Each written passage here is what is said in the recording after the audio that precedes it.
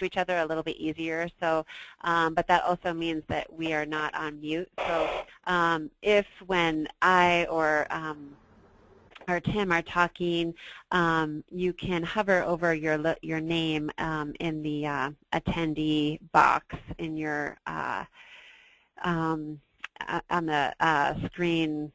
Oh, that gray box on the right. You can hover over your name and mute yourself just by clicking over the phone or the speaker icon that's next to your name. So it sounds pretty good. We don't have a lot of feedback right now, but I just wanted to point that out, and then you just have to remember to unmute yourself when we have a question or something like that. So I just wanted to quickly, I'm not going to spend a lot of time talking about the project, but one really great, because I want to give the opportunity to Tim, but one great thing about the GoToMeeting is that we can share screens using this technology. So hopefully I am showing my screen now. Do you guys see something? Do you see a PowerPoint presentation? Yes. Yep. Okay. All right. Perfect. I never am exactly sure, but always hopeful that the right thing will come up. Okay. So this is the project that we're talking about. For Steve and Ben, I work for Extension. I'm within a part of Extension that is the Housing and Environmental Health Department. So previously Mike Vogel was the director, and he's of course no longer with us now, but we've been a part of this program or part of Housing and Environmental Health for quite a long time, probably about 15 years. But I get my funding from various grant sources. And one of our more recent funding opportunities was to pilot a nationwide multi-federal agency grant, or I should say initiative, that's happening around the nation called E3, which is called Economy, or which means Economy, Energy, Environment. It was started originally for communities and for manufacturing centers primarily to start to work together through identifying the various strengths that the different federal agency partners had, and pull those together to identify energy efficiency opportunities within manufacturing and within communities. So the federal agency partners listed on the bottom: Department of Commerce, Energy, EPA, Department of Labor, USDA, SBA, they all have different strengths to bring to the table. Some of that's funding, some of it's technical expertise, and so I think the cool thing about this concept is that the ideal thing is that these different strengths would be brought together into an initiative to identify energy efficiency opportunities, and then also to fund the implementation of those opportunities. So these are this is a map just right off the E3 website, e3.gov, I think, where this is taking place in communities around the country. Montana's on here for our little project, and what we were asked to do was to pilot this E3 concept of identifying energy efficiency opportunities in the agricultural setting. So we piloted this last year with Sarah Hamlin. We were funded to do it again this year. We were given some additional funding, and that funding will continue through the fall of 2015. So the funding will end next September.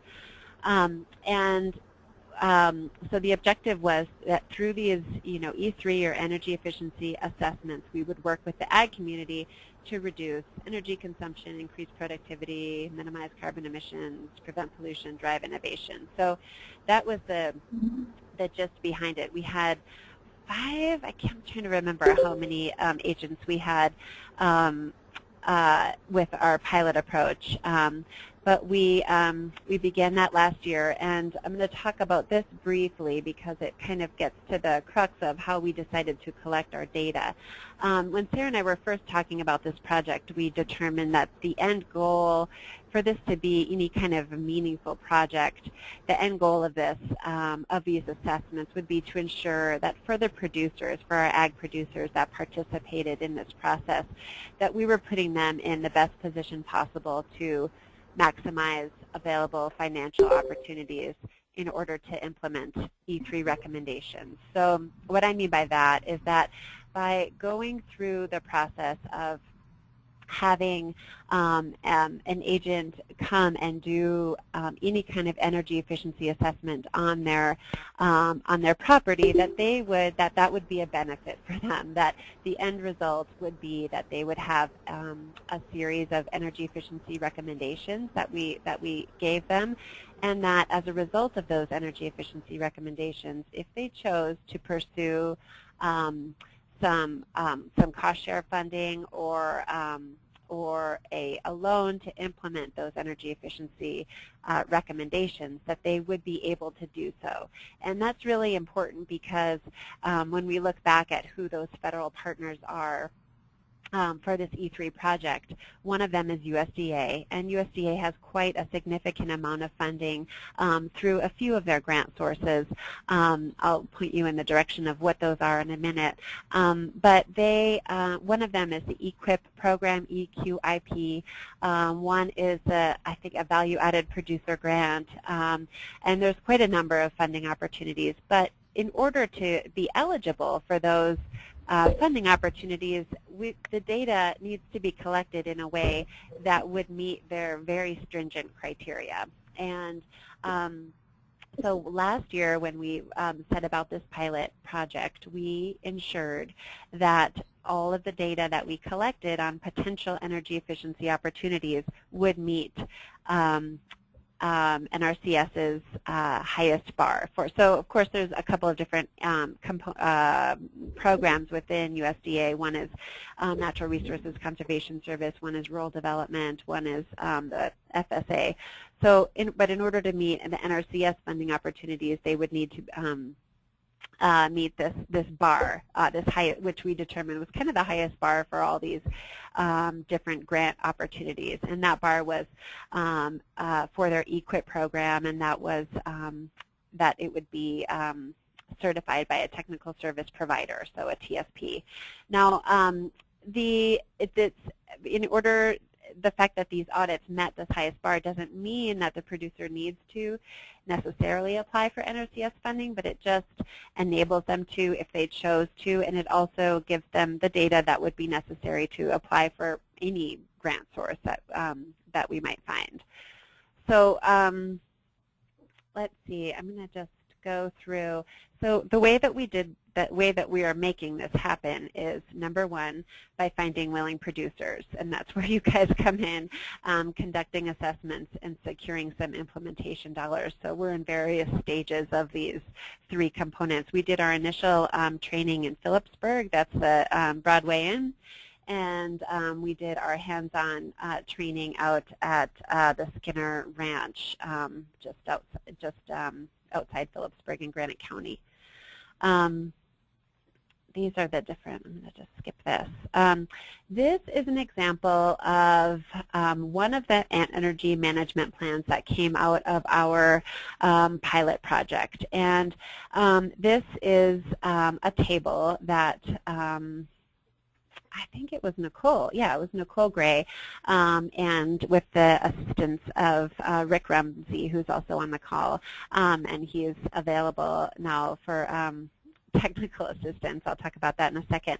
But this is an example of the types of summaries that you can collect when you go through the information that Tim is going to talk about in a second. But this is the kind of information we're looking at. This is, or looking for. This is just one aspect of a recommended measure, which is an upgraded lighting in the shop and grain facility, and through the calculators that will show you, this is the kind of data that was calculated from that.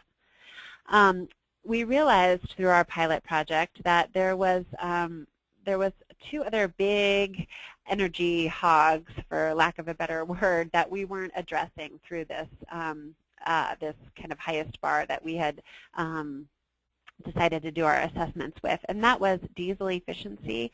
And I guess there was probably just that one. Well, no, there was two. So that was diesel efficiency, and that was, you know, collecting data in a little bit more comprehensive manner to offer recommendations for our producers on maximizing their efficiency of their diesel equipment. So we did that training in Havre, and the gentleman who did that is still putting together some best management practices as a result of that. But that was an additional thing that we would like to collect this year. And the second thing was, though we collected irrigation data, because that's such a big hit for most of our producers, whether it's due to that's just usually where, for those that are irrigating, we've heard time and again that that's where some of their major energy costs are coming from. And so we decided to go ahead and purchase a flow meter so that we could do a better job of not just predicting what the energy efficiency was, but with different options, but actually calculating what the reality was rather than just the prediction. So we went ahead and purchased a flow meter, and I'll talk about that in a second. So real quick, this project team consists of you know, myself, who I'm the grant manager, and I'm kind of the federal agency extension leadership liaison. Joel has taken over for Sarah Hamlin, and he is for lack of a better term, he's so many things, but in this case, the extension agent coordinator. So he worked very hard to get some of you guys on board and to help to coordinate that training up in Havre. We also have some technical backup in the form of a contract with Rumsey Engineering, who's Rick Rumsey, and he's on the line right now, and is just this amazing wealth of information for irrigation calculations and lighting calculations and that type of thing. So the extension agent role in this project is fourfold. So I'll go through what those things are. The first is to find just one willing producer in your county that you're going to work with on collecting this energy efficiency, this on-farm E3 information, and that. And we've got some tools for you to do that, but I'm just going to go through this right now. And that would be past and current energy usage, irrigation efficiency, if that is something that's applicable for the farm, diesel maintenance practices, lighting practices, production practices, and we have some forms for all of these things. The second is to not just find the producer, but to actually do the data collection through this. The third is to compile this a report of these energy efficiency recommendations that you found on the farm. And the fourth is, if the producers have an interest, you'll assist them in or work with me in identifying what potential funding sources might be. The benefits to the agents for doing this is to be able to, you know, whether it's through these assessments or whether it's through sort of a more informal process of working with all of the folks that you guys work with in your counties, is to be able to help your producers with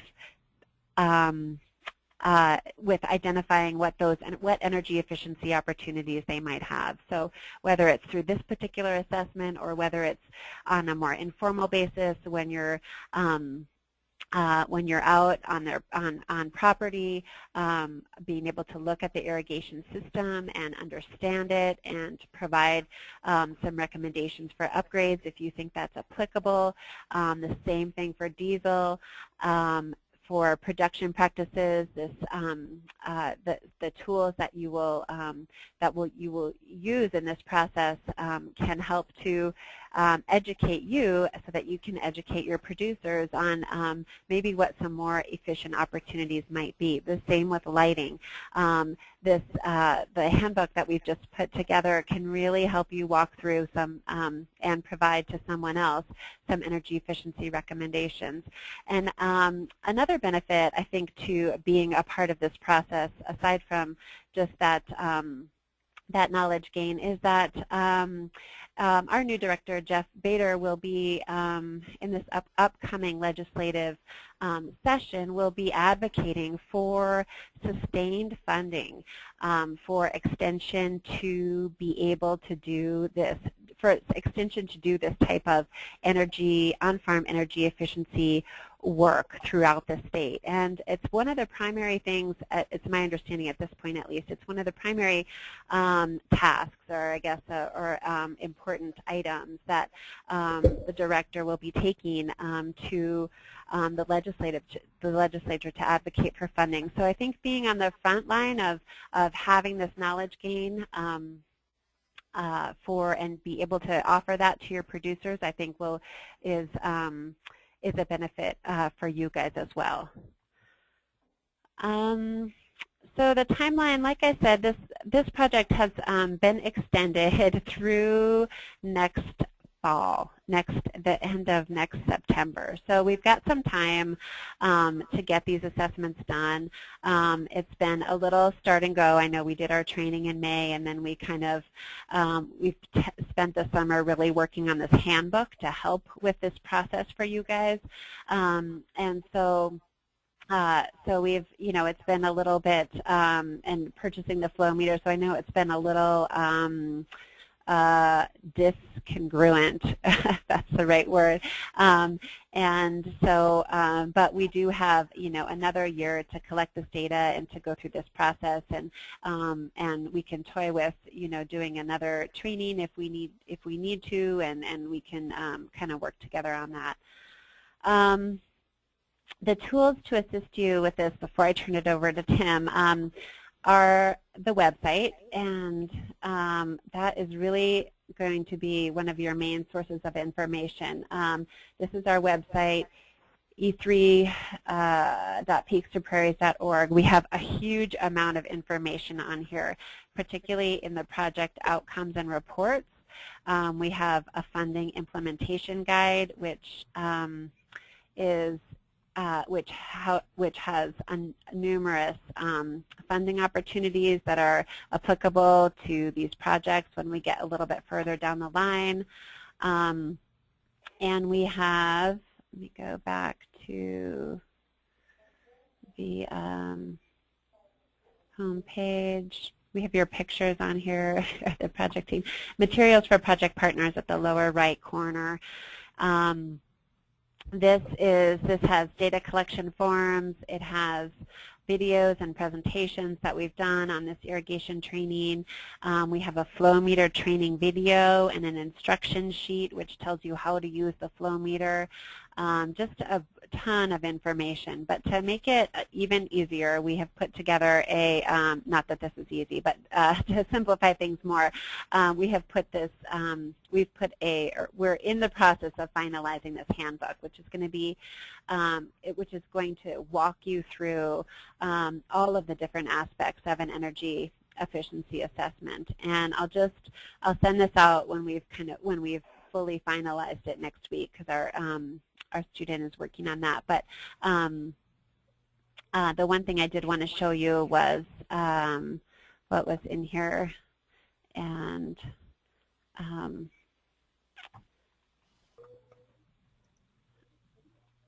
okay, so in this handbook, we have a how to use this handbook, a guide, a one-pager. We have producer information sheets. These are things that can be provided to the producer on what is this project, some talking points, what the outcomes for the producers, timelines, a pre-assessment questionnaire which will help you gather all the information that you'll be using to identify energy efficiency opportunities.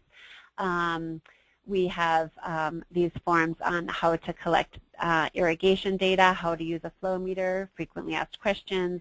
We have worksheets to collect the data on if you're working with a dairy, if you have a grain drying issue or a grain dryer on farm, if you have irrigation energy data collection form, lighting data collection form, livestock energy assessment, potato storage assessment form. And so these we have put these all together. We are in the process of just putting them together in chapters that will be pretty much according to this table of contents, and that should, when you look through that and when you're able to, take the time to go through that, that should really be of great assistance to you as you move forward. So I'm going to stop talking, and I really wanted to have Tim talk today on some of the tools that he used and to do his irrigation calculations and some of the other tools that he was able to use to assist in this process too. Should I open it for questions, or should we? I think we'll just go ahead, since it's recorded, I think we'll just go ahead, Tim, and have you talk through some of the things that you wanted to talk about, and then we'll have some questions at the end. Okay. Can everyone hear me all right? So you're still sounding a little muffled, but I think if you just talk super clearly into your headset, it should be okay. Okay, is that better? Yes. Okay. Yeah, so as Mila had mentioned before, excuse me, as part of my, I'm currently working towards a graduate degree in ag education. And sorry, Tim, can you just speak up a little more? Is this better? Yeah, just, I'm trying to hold the microphone closer to my mouth. So okay. Is that better? Yeah, speak loud. Okay. Not too loud though. That's good. Okay, so can you see my screen now? Am I sharing? Yes, you are. Okay. So as Marlon mentioned, as part of my grad school project, I'm working towards a master's in ag education, and so I kind of took this project on to kind of meld two of those things together with this project in grad school. And so after the training in Havre, we talked about just a brief webinar to kind of focus on what tools are available as you go to do these assessments. And so I'm just going to highlight some things that you can use. We won't go into a lot of detail as far as how to use each of them, but hopefully if you have questions, you're certainly welcome to ask me or Rick, or we could do a later one, because really we could spend a lot of time on each of these tools, just trying to go through them and learn how to use them. So we'll briefly go through each of them and talk about where they're at. I think is the biggest question that I had coming from the training last year to starting the assessment is how do I find all these things? So we'll talk about that and where to find them, and then a little bit on how to use them. So this first sheet that I have pulled up at the top, you see it says questions for landscape ag EMP. And so this is just a questionnaire that we actually sent out to our producers prior to us visiting their farm or ranch and to do the audit. And so it's a nice sheet that you get a lot of information off of this just from them filling out themselves, because they know a lot about their operation, more about their operation than we do. And so if you send this out a week or so ahead of time, they fill it out to the best of their knowledge, and it really helps to get the process going. And I won't go through question, but you can see as I scroll through here just what some of the questions are. Some of them are related to irrigation. You can see the combination of water applied, so not every question is applicable to each operation, but you just ask them ahead of time, just fill this out, what applies to your operation, and choose that.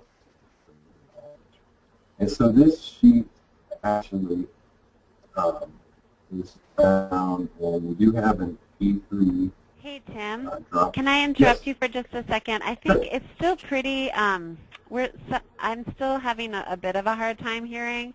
Do you have a phone connection right there? Yeah, you want me to try that? I think it'd be better if you wouldn't mind just taking a minute to hang up and dial in. Do you see the audio number there? If you 74926. No, that's not that close. Yeah, that's the access code, but the dial-in number is just above it.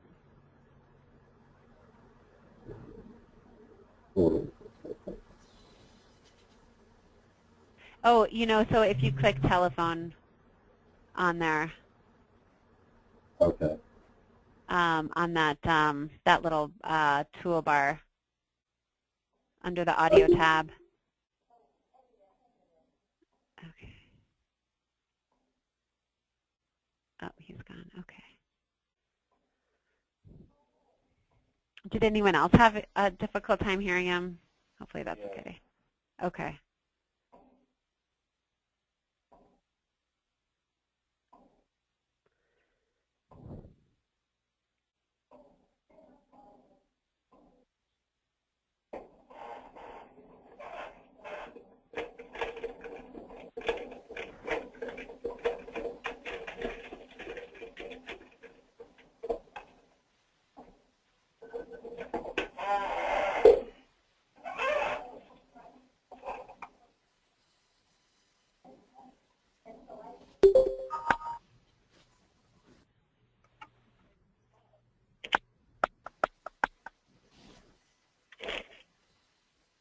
Okay, I think you're back, Tim. Now? Okay, is that better? Yeah, that's much clearer. Yes, thank you. I'm sorry. Not a problem. I'm glad that you can hear me. Okay. So anyway, we do have a Dropbox folder set up, and most of this stuff is there.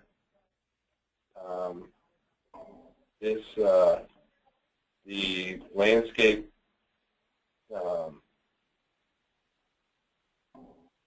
what is this titled?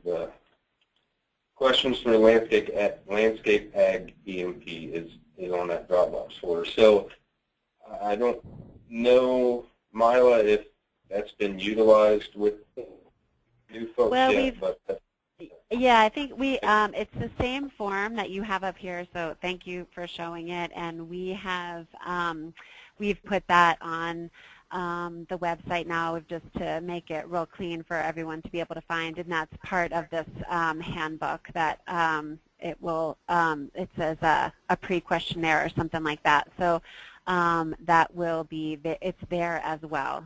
But you're right, I would just definitely concur that it's a really great form for gathering some, for knowing what you're kind of getting into before you get out there, and for gathering that type of information. Yeah, it really helps, gets the ball rolling as far as completing the audit. You can get a lot of the boxes checked, if you will, just with this beginning form. And so Mila had mentioned the website previously. And so I just wanted to go there now and pick up on some of the things that are there that are available, because the audit that I did was a dryland farmer. I didn't use all of these tools, but they are there for you to use. First one I'm going to click on is a pump savings calculator. And you'll see that's an Excel document that basically, again, this is something that you could send out to the producer ahead of time, and it's just keeping track. With the first tab there is keeping track of usage. And then the next tab is field measurements. And so this is something that you would do with their current pumps that they're using. And Rick, you're welcome to jump in here at any time, because I didn't do an irrigation. I didn't use all of this, but yeah, that tab, this is Rick, that tab is basically you take your field measurements if you're able to measure the flow rate and the pressure and the pumping lift, and then it'll calculate the pump efficiency for you. And so you put in the inputs of what you measured. The center section, columns H through K, those are readings from the utility's power meter. And so the K sub H value is usually written on the face of the meter, and there's a meter multiplier that's listed on the face of the meter as well. And then you count how many revolutions that meter turns and time it for a certain number of seconds. And using that information, you can calculate the power use of the pump or of everything that's on the meter. And so that can give us a good idea of where the pump efficiencies are at.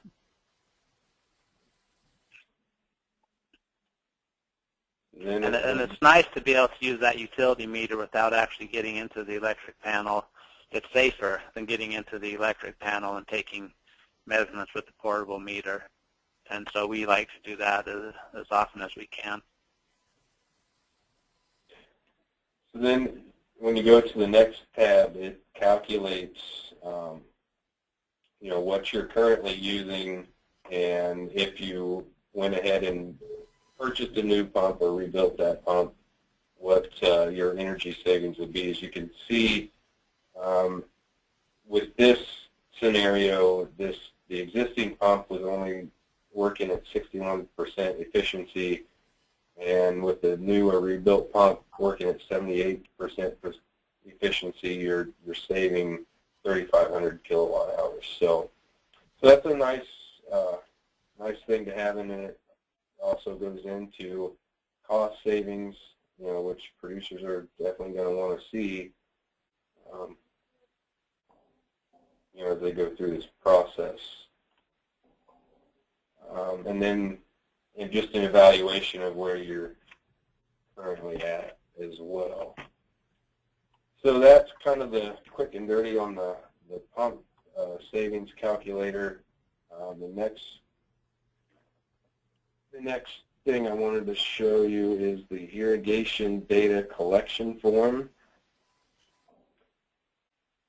And so this is where you would work again with the producer and go out and fill in as many of these blanks as possible in order to get just an overall understanding of what's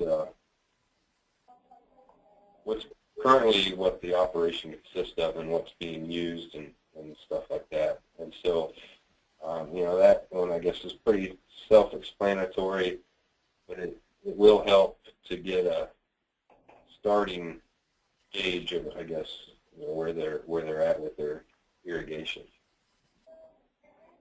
Any questions about that, or anything you want to add to that one, Rick?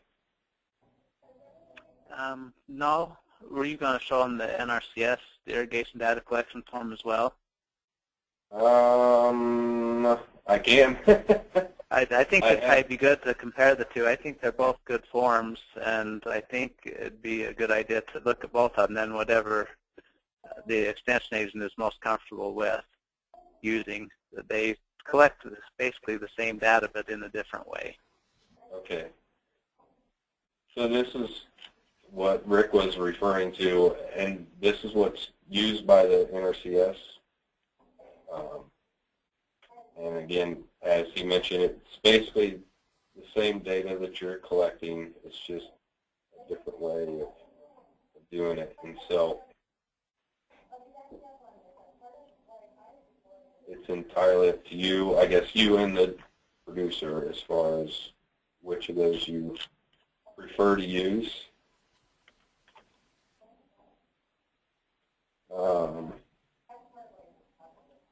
The next thing I wanted to show you, and this is called the Energy Estimation Tool, and there's a lot of stuff in here, and I'm really only going to scratch the surface of this one. But especially with the dryland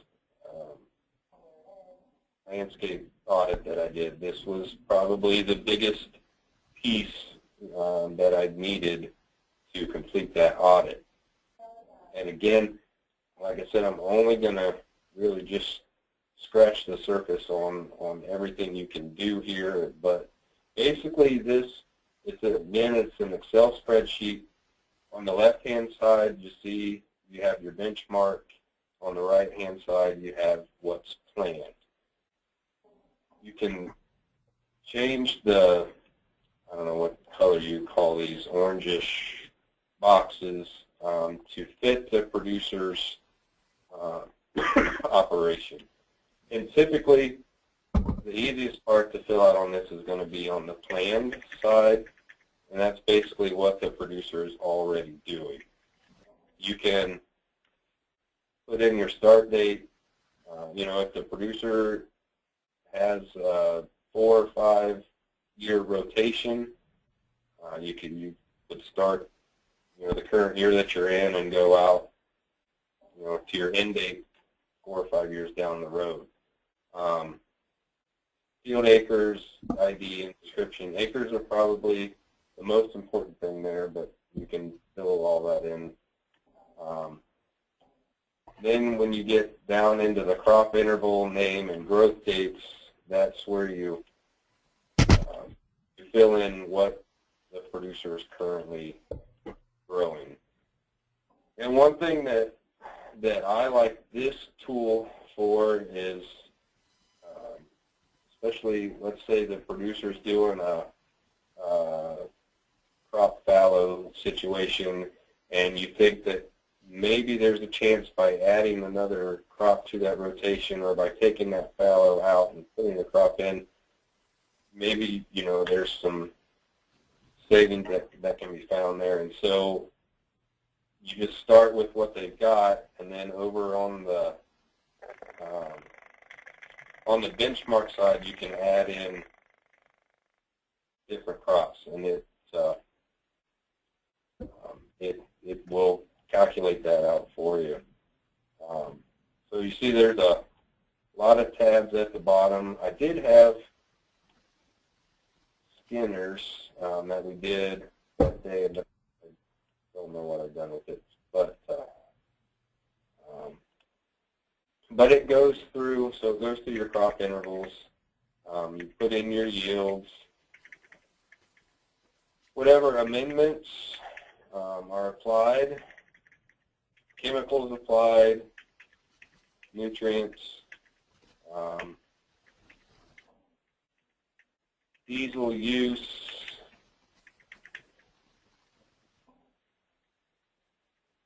per crop interval,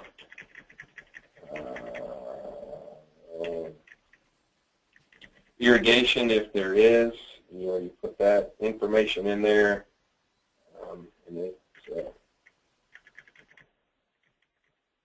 calculates that for you. But then, so basically you put all the information in as what is going on now. And I'll tell you, the benchmarks for the audit that I did on the benchmark side, he was a no-till continuous crop operation, and so we really didn't find any energy savings when we went and changed some of the benchmark stuff. He wasn't real,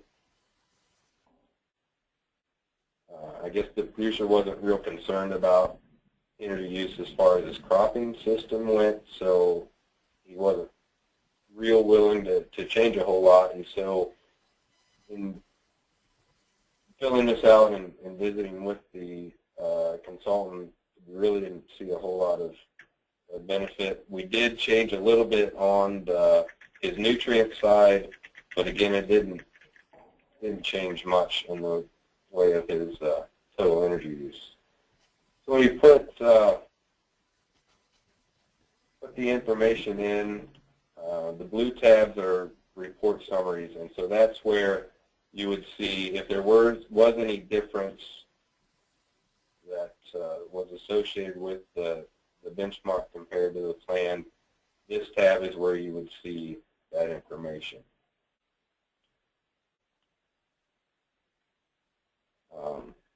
And so basically all these blue tabs are reports of where those savings were found, if there were savings found. I know I'm kind of going through this kind of quickly. Are there any questions about this information or this Excel sheet? I've got a question. Tim, this is Steve. Yeah. Can you apply this to flood irrigation, gravity flow? Most of the guys in my area are gravity flow, and I don't have a lot of pivots. Is that what flow meters are for, or how does that work? The flow meters are for pumps. For pumps, okay. Yep, they are for pumps. But in this irrigation delivery tab, I believe it's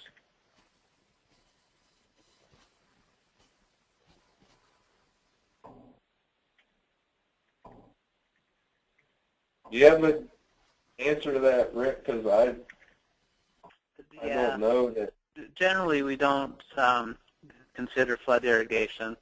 The purpose, I guess, of the project is to look at ways to save energy, and typically with surface irrigation or flood irrigation, there's no energy use unless they're pumping up from a canal into higher ditches where they're flooding from those ditches. And I have seen that. I don't know if you have that in your area or not, but if they were doing that, then we'd be interested in looking at the pump, whether it was an electric pump or a diesel pump that was lifting that water and then flooding it back out.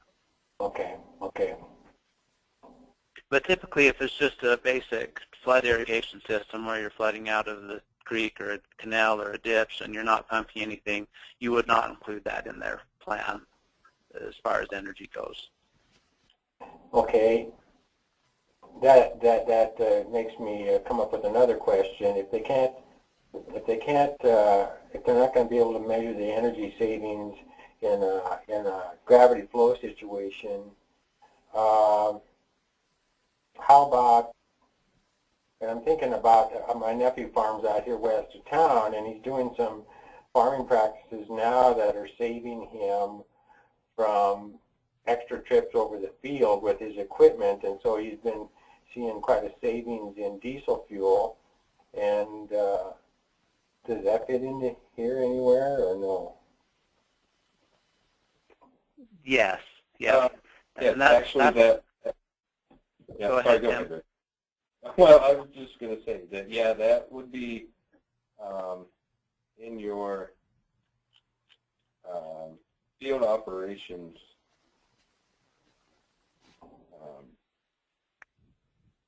Section, I guess.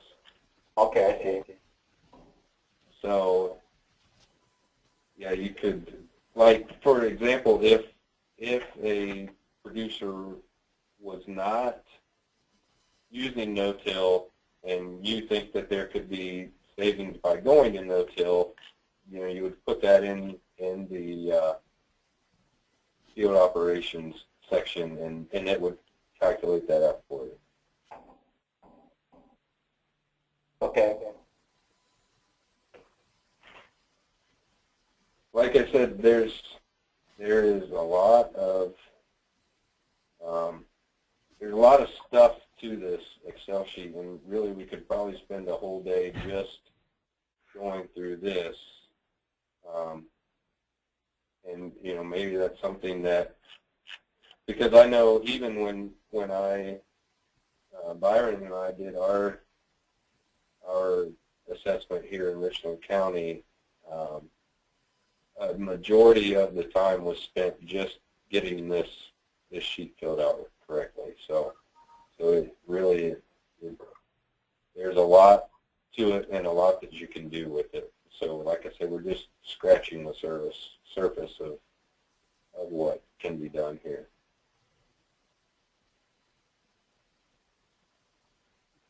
And we can certainly, this is Mila, we can certainly have, you know, if folks are, as we, you know, get a little bit further down the line here and we understand, you know, who all of our, you know, we have sort of our list of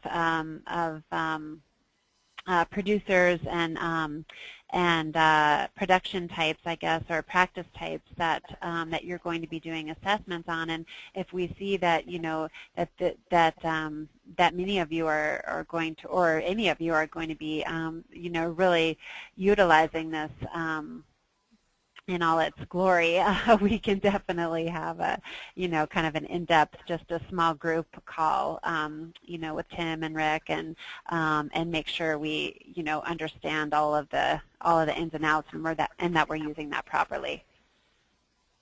And it's my understanding too, with that spreadsheet, that, you know, even with different crops, that rotation schedule, just what Steve was bringing up about the number of passes. If I remember correctly, Rick and Tim, there are some that does get calculated in there, number of passes and amount of diesel used, or something like that. Yeah, I was trying to find. Like I said, I know I had a copy of the one that we did at Skinner's Ranch, and I thought it had showed some of that, but I don't remember where it's at. No. Yeah, that is correct, Mila. That calculator will help calculate diesel savings based on crop rotations and the cropping practices. Mm-hmm. Yeah. So, Steve, it might be kind of fun for your nephew to maybe use this to just quantify for his own interest. It might be kind of helpful. I'm sure he does a lot of back-of-the-envelope calculations and maybe something much more in-depth than that, but this would probably be really helpful in getting some quantifiable numbers there. Well, that's exactly what I'm thinking, Mila. Mm-hmm. You're kind of reading my mind there. Another thing that concerned me is if I were to go out and ask him or show him these calculators, he might be interested in maybe doing it on like one 80-acre field, not his entire operation. Sure. But maybe just one field that he rotates, maybe has a 3-crop rotation, and he might be willing to do that. I don't think you're going to find many guys that are going to be willing to give you the number of acres that they farm in totality. I think it kind of scares them to give that information out in some cases. I don't know. Mm-hmm. Mm-hmm. Yeah, Rick would probably have some experience with that. Yeah, and I think that is really, it depends on the individual. If they've worked with the USDA NRCS in the past, the NRCS and the Farm Service Agency have all their farms mapped, and they know exactly how many acres. They have to report that every time they go through a program with the NRCS. If they haven't worked with an agency like that, they may be more protective of that information. Most of the guys that I've worked with, it hasn't been too big of a deal, and just to get a total number of acres and crop rotations. And maybe there are some farming practices that they have, or tricks to raising potatoes or grain or hay that they don't want to share. But for the most part, they've been really cooperative. Okay. Okay. And I think that's a good, I guess, an asset to us, where we're kind of scaling down from the NRCS's ag energy audit, that if a producer doesn't want to look at their whole operation, but they do want to take a field or two, or just see where they might have some energy savings, you know, we have the ability to do that. Whereas if they were to get into the NRCS program, they're basically looking at the entire operation. So So that, I guess that's kind of a niche, I guess I would say, that we could fill now. Yeah, I think that's a really good point, Tim, that that they are not tied to you know, all of the hoops that are required through NRCS with this. And yeah, this is just a very good point, that, and something you know, you can kind of tip your hat to, is that it doesn't, it might be a selling point for getting someone to be on board with having an assessment done. Yeah, and it, you know, it could lead to future, you know, they could then go on, and if they wanted to look at the whole farm, they could, but we don't have to, I guess. Okay. Just real quick, a few other things I wanted to show. You see, I'm back to the E3 in Montana Ag website, and what is the tab there? Materials for project partners. This Ag Energy Assessment Tool. This is a USDA site. It's if a producer wanted to do a self-assessment, but there are some things in here that we can use. For example, the operation that Byron and I did, he did have, I think he had 10 grain bins with natural air grain dryers on them. So you could take this tool, you input your zip code, because it takes into account your energy costs and whatnot. And by going through this, you can do an assessment of what they're currently using. So click on the natural air dryer, and it gives you that information. And then you would just go through and fill in the information here. So anyone know what the cost of propane is currently? I'm not sure. About $1.39 or $1.45, somewhere in there. We'll say $1.40. Kilowatt hours. I don't know what that would be either.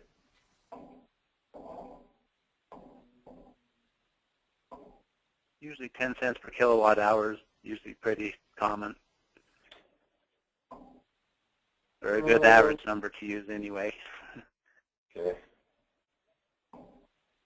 So this one is based on corn. Let's say we got 2,000 bushels.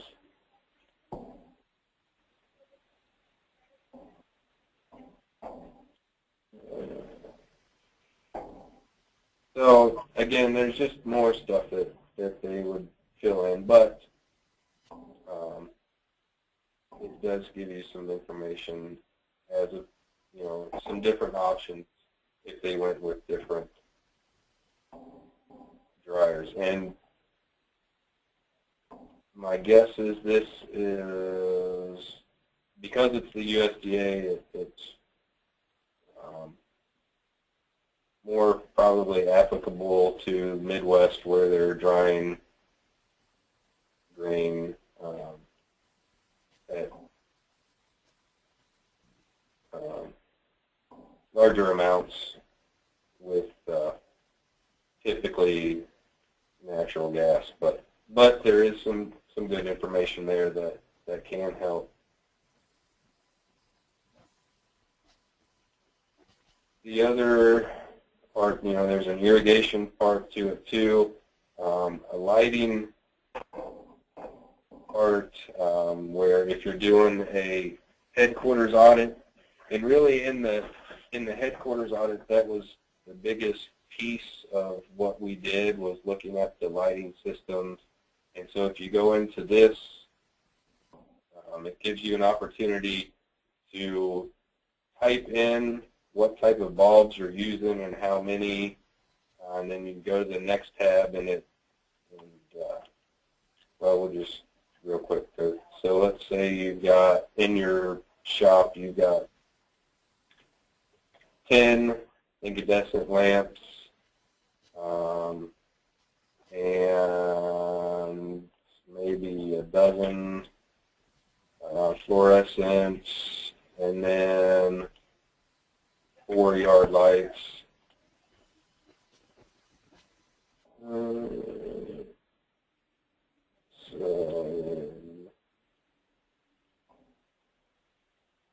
So then you go in and type in how many fixtures, how many days, and how many hours, and it will, to go on, it'll calculate out for you if you used, say, the fluorescence as opposed to the incandescence or what have you, so, or the compact fluorescence as opposed to incandescence. So that's a good tool to use too, and it can real quickly show cost savings just by changing out light bulbs. There's just a couple more things that I would want to show that can be beneficial. One of the best tools that that you can use when you're looking at landscape plans is the Web Soil Survey. You can get a lot of information from this in regards to water holding capacity, you know, if they're an irrigation user, you know, timing of irrigation, soil structure, things like that, just by going into the Web Soil Survey. And I won't go into this because it takes so long for it to download and then to get to the area that you need. But if you haven't used Web Soil Survey before, which I'm sure most of you probably have, there's just a wealth of information there. This Soil Data Explorer tab, once you get into it, really, I mean, it's just, there's just so much information there. It just tells you by soil type what that soil is best used for, whether it's a range situation, whether you're cropping it, what have you. So the Web Soil Survey is another good piece to include in an audit. And like I said, we won't get into that, but it is available, and something, again, that if you haven't used it and would like help with it, I'm certainly willing to help there. And then the last thing I wanted to show is, again, on the Dropbox, and it's specific for a headquarters audit, and it kind of, where did I find it at? Oh, here it is. So if they don't go online and fill in their information in regards to lighting in their shop or whatever, this is another way of collecting that data. And it's, you know, fairly simple. And this is something, again, you could send out with that pre-interview or the checklist. Have the producer fill out ahead of time, so then when you get there, it's pretty easy to fill that information in. So I know that was kind of a lot of stuff, and really it doesn't cover everything that even is available to you to use. I would encourage you to go to this website and just look at these links and familiarize yourself with those. But if you have questions, I'm certainly willing to help out. Is there anything else? Well, just to follow up with that, I think we're at our hour. But what I'd like to suggest is that obviously the first step in this process for you guys, well, for the agents, is to identify a producer that that you think you might be able to work with. And so I will send an email out kind of reminding, setting a deadline for coming up with, you might not have directly made contact or had them sign on the dotted line. Well, there's no dotted line, but you know what I mean.